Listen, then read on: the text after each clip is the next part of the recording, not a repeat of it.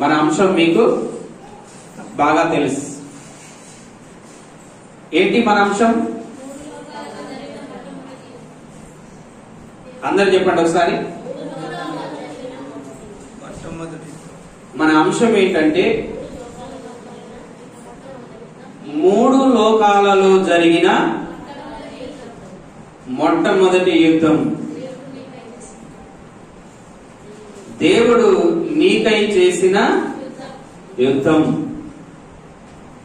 తెలుసుకో మిత్రమా. నిజంగా ఈ పదాన్ని మనసుతో చదివితే ఒళ్ళు పులకరిస్తుంది.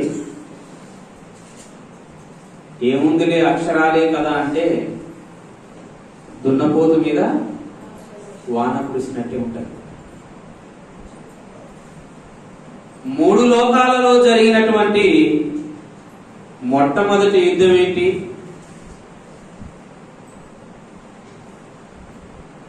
ఆ 3 లోకాలు ఏంటి? 3 లోకాలలో ఏ లోకంలో జరిగింది, ఎందుకు జరిగింది, ఎప్పుడు జరిగింది,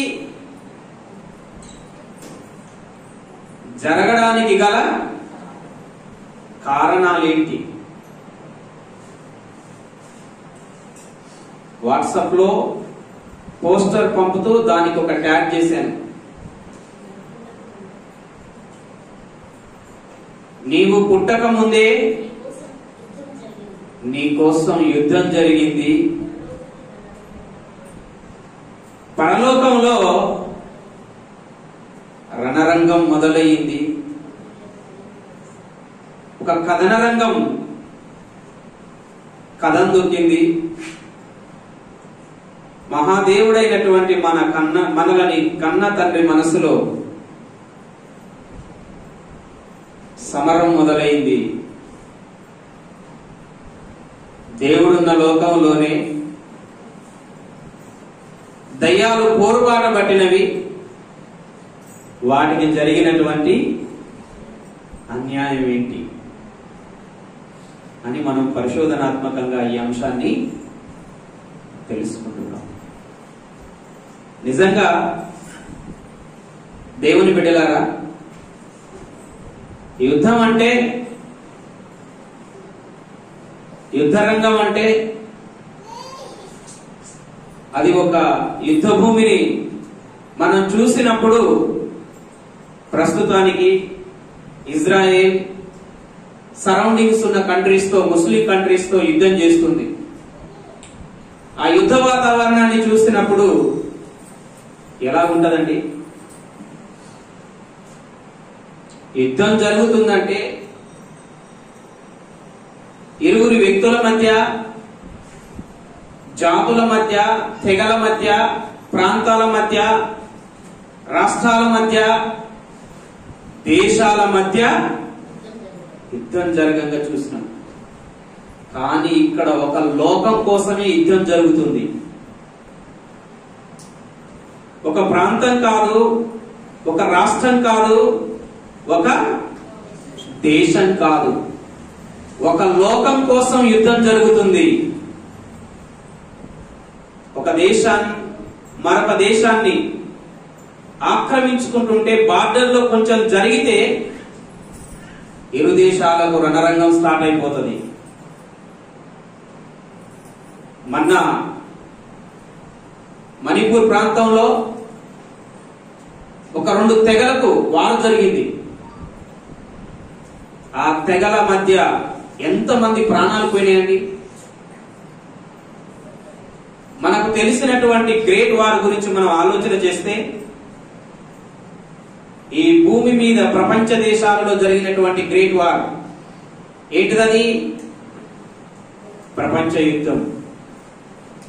మొదటి ప్రపంచ యుద్ధం గురించి మనం ఆలోచన చేస్తే 19వ శతాబ్దంలో జరిగినటువంటి ఆ యుద్ధాన్ని 1914లో దాదాపు ఒక 4 years యుద్ధం జరిగిందండి. ఎంతమంది ప్రజలు ప్రాణాలు కోల్పోయారో తెలుసా? కొన్ని లక్షల మంది సైనికులు, పౌరులు, అమాయకులు బలైపోయారు. వేల మంది కాదండి, ఎన్ని లక్షల మంది చనిపోయారో తెలుసా? కొన్ని లక్షల మంది చనిపోయారు. అదే శతాబ్దంలో మళ్ళీ రెండవ ప్రపంచ యుద్ధం జరిగింది. ఇది 6 years రన్ అయింది, 6 సంవత్సరాలు రన్ అయింది. ఎంతమంది మరణించారో తెలుసా? ఇందులో కూడా లక్షలు, కోట్లు మించిన లక్షలల్లా మరణాలు, మృతులు, సైనికులు, పౌరులు, సామాన్యులు. ఒక యుద్ధం జరుగుతుంది అంటే ఎంతో నష్టం జరుగుతుంది. యుద్ధంలో అందరూ గెలవరు. ఎంతమంది పార్టిసిపేట్ చేసినా విన్ అయ్యేది మాత్రం ఒకడే. ఇప్పటికీ మొదటి ప్రపంచ యుద్ధం, రెండో ప్రపంచ యుద్ధం నుంచి కొన్ని దేశాలు కోలుకోలేదండి. ఇప్పటికి ఆ ఎఫెక్ట్ ఇంకా రన్ అవుతుంది.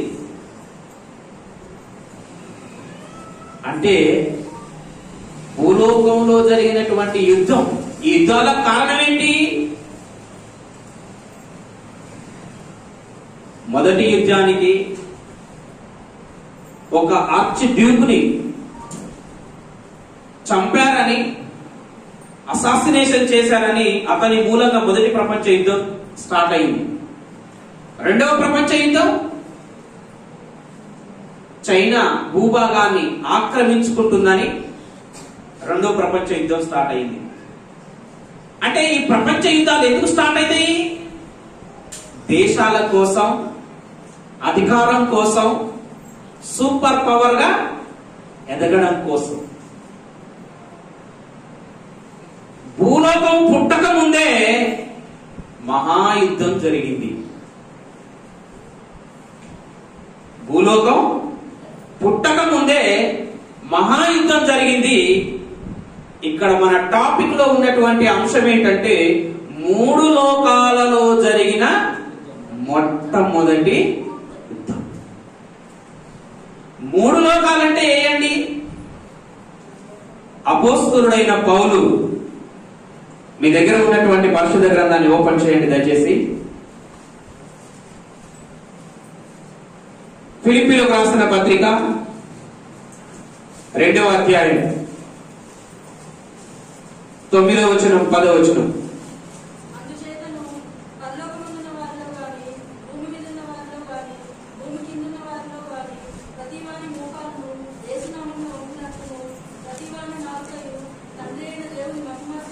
ఓకే, ఫిలిప్పీలకు రాసిన పత్రిక 2వ అధ్యాయం 9-10 వచనాలు. అందుచేత పరలోకమందు ఉన్న వారిలో గాని, భూమి మీద ఉన్న వారిలో గాని, భూమి క్రింద ఉన్న వారిలో గాని ప్రతివాని మోకాలు యేసు నామములో వంగునట్లు. పరలోకములో ఉన్న వారిలో గాని అంటే పరలోకముంది, ఆ లోకములో కొంతమంది ఉన్నారు, వ్యక్తులు. పరలోకములో ఉన్న వారిలో గాని, ఇంకా భూమి మీద. హెబ్రీయులకు రాసిన పత్రిక 1వ అధ్యాయం 6వ వచనంలో ఏమిటో తెలుసా? మరియు ఆయన భూలోకమునకు, ఏ లోకానికి? ఏ లోకానికి? మొదటిది పరలోకం, పరలోకమందు ఉన్న వారిలో గాని, పరలోకం మొదటిది. రెండవది భూలోకం. ఆయన భూలోకమునకు ఆది సంభూతిని అనగా యేసు క్రీస్తుని రప్పించినప్పుడు దేవదూతలందరూ ఆయనకు నమస్కారం చేయవలెనని చెప్పుచున్నాడు. పరలోకము, భూలోకము. ప్రకటన గ్రంథం 20వ వచనంలో, ప్రకటన గ్రంథం 20వ అధ్యాయం 13వ వచనంలో, సముద్రము దానిలో ఉన్న మృతులను అప్పగించెను, మరణమును పాతాళ లోకము వాటి వశములో ఉన్న మృతులను అప్పగించెను. మూడవది ఏ లోకము? పాతాళ లోకం. పరలోకము, భూలోకము, పాతాళ లోకం. మూడు లోకాలలో ఏ లోకములో మొదట యుద్ధం జరిగింది అన్నది మన ప్రశ్న. భూలోకంలో మొదట యుద్ధం జరిగిందా? పాతాళ లోకంలో మొదట యుద్ధం జరిగిందా? పరలోకంలో మొదట యుద్ధం జరిగిందా? మూడు లోకాలలో ఏ లోకంలో మొట్టమొదటిగా యుద్ధం జరిగింది? యుద్ధానికి గల కారణాలు ఏంటి? దాని వల్ల కలిగిన లాభ నష్టాలు ఏంటి? దాని వల్ల కలిగినటువంటి లాభ నష్టాలు ఏంటి? ఈ మూడు లోకాలలో మొట్టమొదటిగా ఏ లోకం కలిగింది? ఆదికాండం 6వ అధ్యాయము 1వ అధ్యాయంలో మనం ధ్యానం చేసినప్పుడు భూలోకాన్ని దేవుడు కలగజేసినటువంటి ఆ విధానం మనకి కనిపిస్తుంది. భూలోకాన్ని కలగజేయక మునుపే ఏ లోకం ఉన్నది అంటే పరలోకం. దేవుడు ఏ లోకాన్ని కలగజేశాడు? పరలోకాన్ని కలగజేసినట్టు ఎక్కడ ఉన్నది అంటే సామెతల గ్రంథం 8వ అధ్యాయం 31వ వచనాన్ని మనం చదివితే, సామెతల గ్రంథం 8వ అధ్యాయం 31వ వచనం, ఆయన కలగజేసిన పరలోకమును బట్టి సంతోషించుచు నరులను చూచి ఆనందించుచుంటిని. ఇక్కడ జ్ఞానము అనే ఒక వ్యక్తి, జ్ఞానము అనే ఒక వ్యక్తి. జ్ఞానము ఎవరు? యేసుక్రీస్తు. యేసుక్రీస్తు దేవుని జ్ఞానమును శక్తి అయి తండ్రి అయిన దేవుని దగ్గర యేసుక్రీస్తు ప్రభువారు ఉన్న స్థితిని బట్టి ఏమంటున్నాడు? దేవుడు, తండ్రి అయిన దేవుడు కలగజేసిన పరలోకాన్ని బట్టి. పరలోకాన్ని ఎవరు కలగజేశారు? కలగజేసిన ఆ లోకాన్ని బట్టి, కలగజేసిన ఆ లోకాన్ని బట్టి దేవుడు భూలోకాన్ని కలగజేశాడు. భూలోకం కన్నా ముందు పరలోకాన్ని కలగజేశాడు. పరలోకాన్ని కలగజేశాడు. ఆ పరలోకములో ఉన్న వారిలో గాని, మనం చదివాం ఫిలిప్పీలకు రాసిన పత్రిక 2వ అధ్యాయం 9-10 వచనాలు, పరలోకమందు ఉన్న వారిలో గాని. అంటే పరలోకమందు ఎవరున్నారు? భూలోకమందు ఎవరున్నారు? భూలోకమందు ఉన్న వారిలో గాని అంటే ఇప్పుడు మనం ప్రజెంట్ భూలోకంలోనే ఉన్నాం కాబట్టి అది మనమే. ఇక మన గురించి వేరే ఏమి అర్థం చెప్పుకోవాల్సిన అవసరం లేదు. పరలోకమందు ఉన్న వారిలో గాని, పరలోకమందు ఎవరున్నారు? తండ్రి అయిన దేవుడు ఉన్నాడు, యేసుక్రీస్తు ఉన్నాడు, పరిశుద్ధాత్ముడు ఉన్నాడు. పరలోకంలో దేవదూతలు, పరిచారకులు, పనివాండ్రు కూడా ఉన్నారు. హెబ్రీయులకు రాసిన పత్రిక 1వ అధ్యాయము 7-8 వచనాలను మనం ఆలోచన చేస్తే, హెబ్రీయులకు రాసిన పత్రిక 1వ అధ్యాయము 6వ వచనం 7వ వచనం. మరియు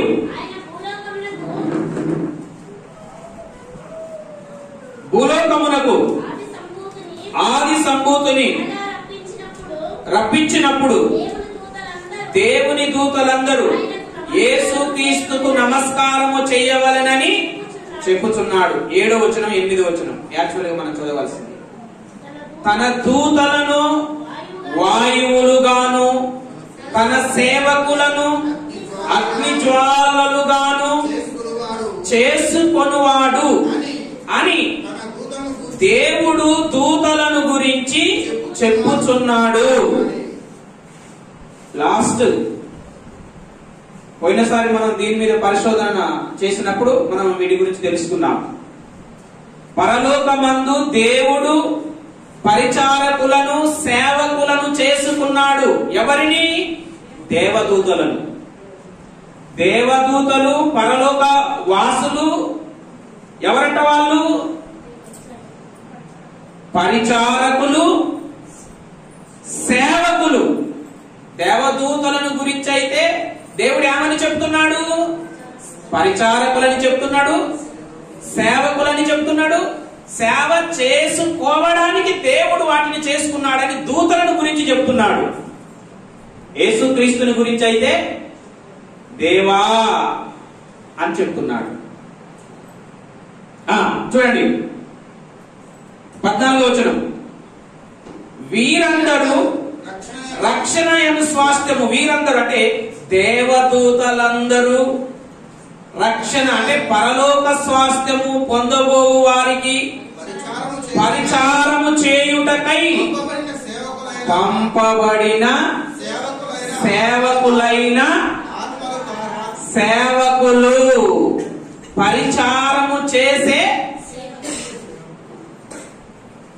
పనివాండ్రు సేవకులు, పరిచారము చేసే వాళ్ళు. ఎవరు వీళ్ళు?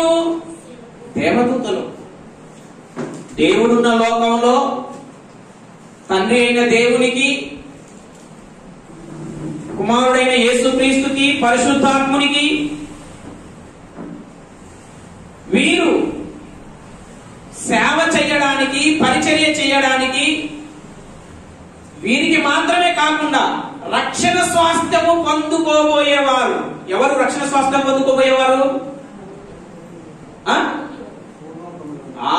భూలోకంలో బాప్తిస్మము ద్వారా రక్షింపబడినటువంటి వీరు ఏ స్వాస్థ్యం పొందుకోబోతున్నారు?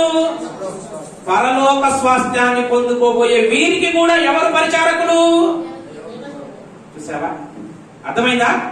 పరలోకంలో ఉన్న యేసుక్రీస్తుకి, పరిశుద్ధాత్మునికి, తండ్రి అయిన దేవునికి, భూలోకంలో ఉన్న రక్షింపబడిన విశ్వాసులకు ఎవరు సేవకులు, ఎవరు పరిచర్య చేస్తారు? అంటే దేవదూతలను దేవుడు ఎందుకోసం, ఏ పని కోసం కలగజేసుకున్నాడంటే వారు పరిచర్య చేయాలి, వారు సేవ చేయాలి, వారు పని చేయాలి. ఎవరికి చేయాలి?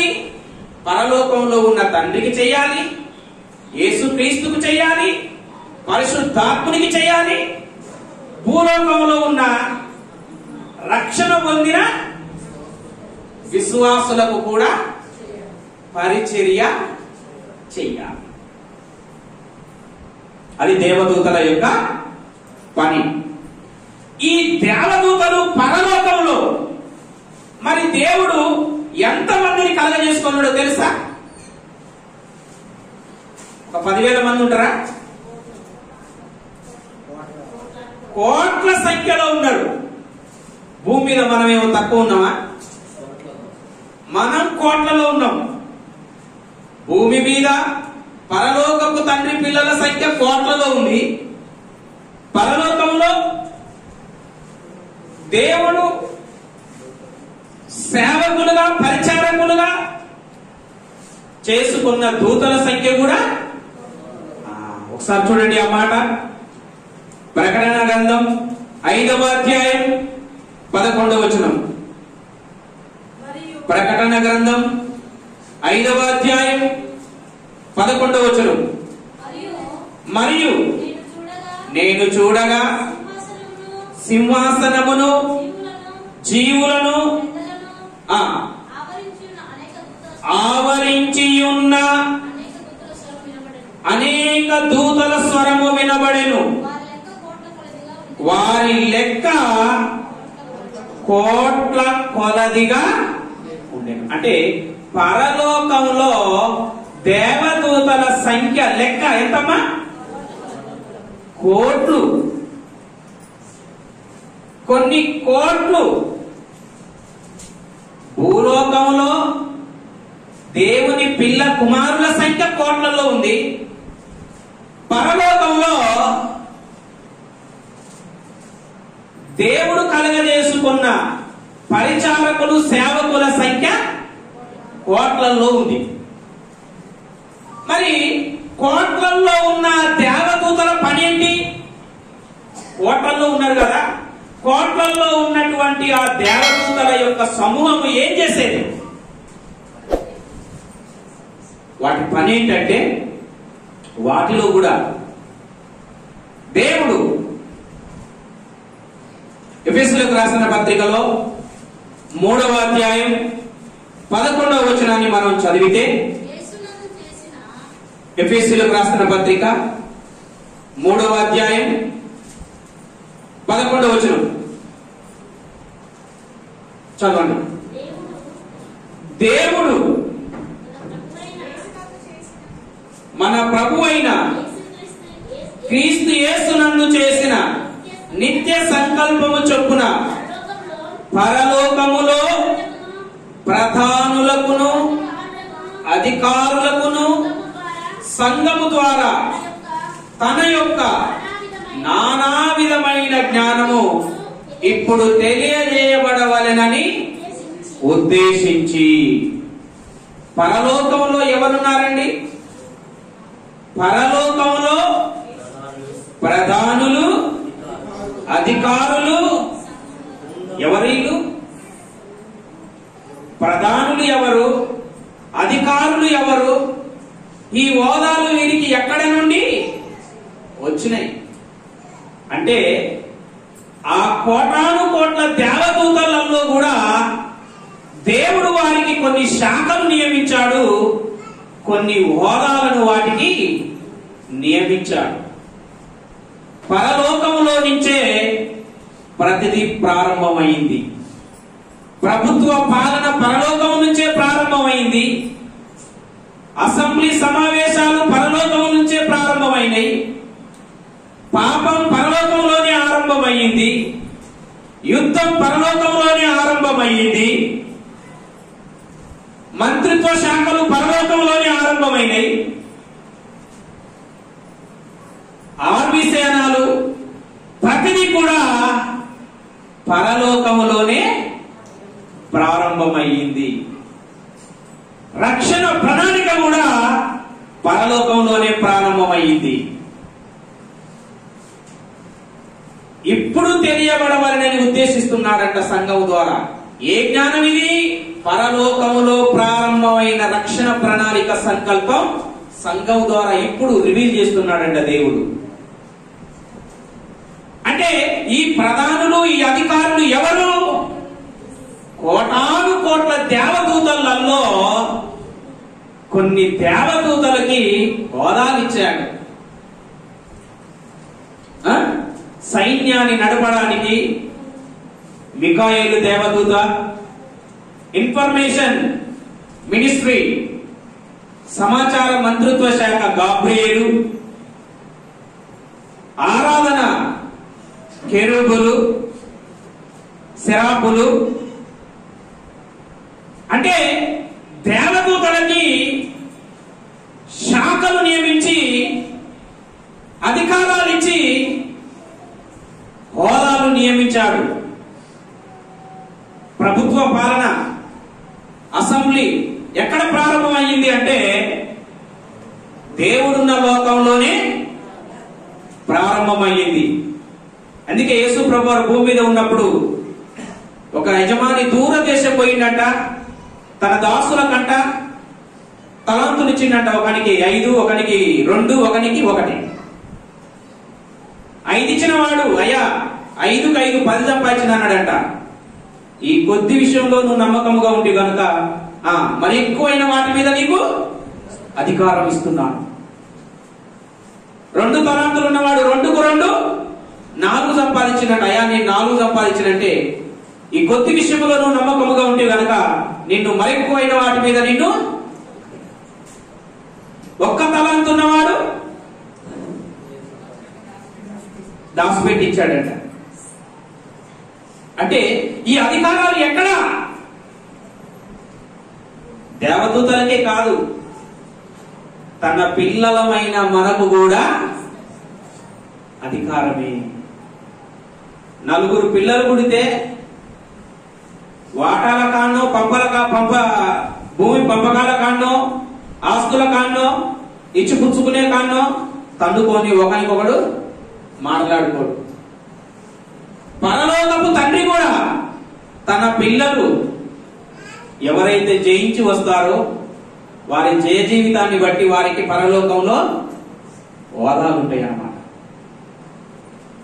అయితే ఈ పరలోకంలో ఉన్న ప్రధానులు అధికారులు ఒక సిస్టమేటిక్ గా ఒక సమావేశ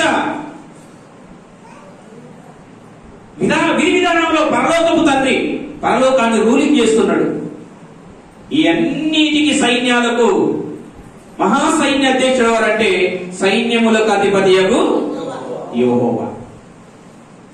ఈ కోటాను కోట్ల సైన్యాలు కోటాను కోట్ల దూతలకు శాఖలుగా నియమించి ఈ అన్ని సైన్యాలకు మహా అధ్యక్షుడు ఎవరంటే సైన్యములకు అధిపతియగు యెహోవా అని ఆయనకు పేరు. ఏ సైన్యాలంటే ఈ సైన్యాలే. వీరు ఏం చేసేది పరలోకంలో అంటే ఒక మాట చూడండి. యెషయా గ్రంథం 6వ అధ్యాయం 1వ వచనం. యెషయా గ్రంథం 6వ అధ్యాయం 1వ వచనం.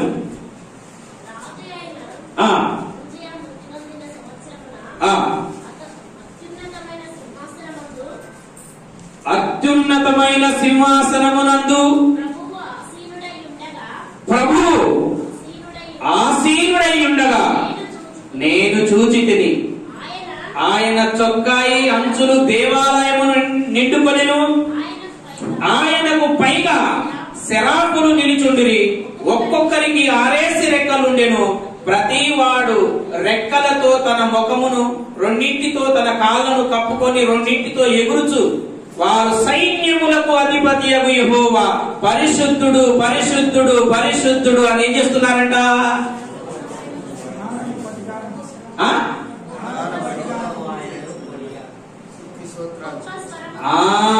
గొప్ప స్వరముతో ఆయనను గానా ప్రతిగానాలు. రెవల్యూషన్ 4వ అధ్యాయం ప్రకటన గ్రంథం 4వ అధ్యాయం 8వ వచనంలో కూడా పరలోకములో వేవేల కొలది దేవదూతలు ఏమని దేవుని స్తుతిస్తున్నాయి? ప్రకటన గ్రంథం 4వ అధ్యాయం 8వ వచనంలో దేవుడు నాకు ప్రభు పరిశుద్ధుడు పరిశుద్ధుడు పరిశుద్ధుడు మానక రాత్రింబగళ్ళు ఆయన ఏం చేస్తున్నారంట? ఏం చేస్తున్నారమ్మా? అంటే ఈ కోటాను కోట్ల దేవదూతలు ఏ పనిలో ఉన్నాయి అంటే రాత్రి మగలు పరలోకంలో ఉన్నాయా? రాత్రి మగలు పరిశుద్ధుడు పరిశుద్ధుడు పరిశుద్ధుడు గానా ప్రతి గానాల చేత ఏం చేస్తున్నారంట? స్తుతిస్తున్నారంట.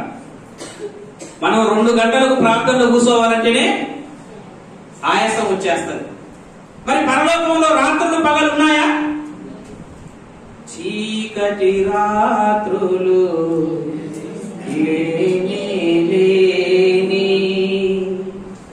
రాత్రులు ఉన్నాయి అక్కడ? లేదు. అంటే మనకు అర్థం కావడానికి మన భాషలో మనకు అర్థం కావడానికి రాత్రింబగళ్ళు అనే పదాన్ని అక్కడ అంటే నిరంతరము పరలోకమంతా కూడా దేవుని మహిమతో దేవదూతల స్వరాలతో నిత్యము గాన ప్రతిగానాలతో అనునిత్యము పరలోకమందున్న తండ్రిని ఏం చేసేదంటే స్తుతిస్తుండేది, మహిమపరుస్తుండేది. ఆటి స్వరాలకు గడప కమ్ముల పునాదులు ఏం చేస్తున్నది? పరలోకపు పునాదులు ఏం చేస్తున్నదంట? అదులుతులేదంట. అంటే అంత మహిమతో 24 గంటలు అంటే రాత్రి పగళ్ళు స్తుతి స్తోత్రాల నాదాలతో నిండి ఉన్న ఆలోకములో యుద్ధం ఎట్లా పుట్టింది అన్నది ప్రశ్న. యుద్ధం ఎట్లా పుట్టింది? ఎప్పుడు దేవదూతలు దేవుని సన్నిధిలో స్తుతిస్తూ ఉండేది, ఆరాధిస్తూ ఉండేది. ఇంత మంచి మహిమాయుక్తంగా దేవుడు మహిమలు పొందుతున్నటువంటి ఆ పరలోకంలో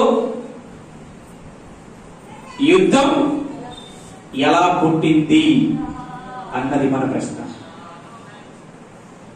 పరలోకమైన ఆ తండ్రి మదిలో ఎలాగా యుద్ధం మొదలైంది, ఎందుకు మొదలైంది అన్నది మన ఏంటిది ఆలోచన. కాబట్టి ప్రియమైన దేవుని బిడ్డలారా, మనం ఆలోచన చేస్తే పరలోకంలో ఇన్ని కోటాను కోట్ల దేవదూతలకు ఏం జరిగేదంటే, సబ్జెక్ట్ కంటిన్యూ చేద్దారా? మన మధ్య ఒక పాట పాడుతున్నారా? కంటిన్యూ చేద్దారా? Right, okay. ఎందుకు మంచి స్తుతిగానాలతో మహిమతో నిండి ఉన్న పరలోకంలో అసలు పాపపు ఆలోచన ఎలా వచ్చింది? ఆ యుద్ధం మొదలు కావడానికి కారణం ఏంటి? ఇంటర్వెల్ టైంకి వచ్చిన మనం ఇప్పుడు యుద్ధం ఎలా మొదలైంది? ఒక పాట పాడదాం. ఒక పాట పాడి యుద్ధం, ఇది 2వ సెకండ్ పార్ట్.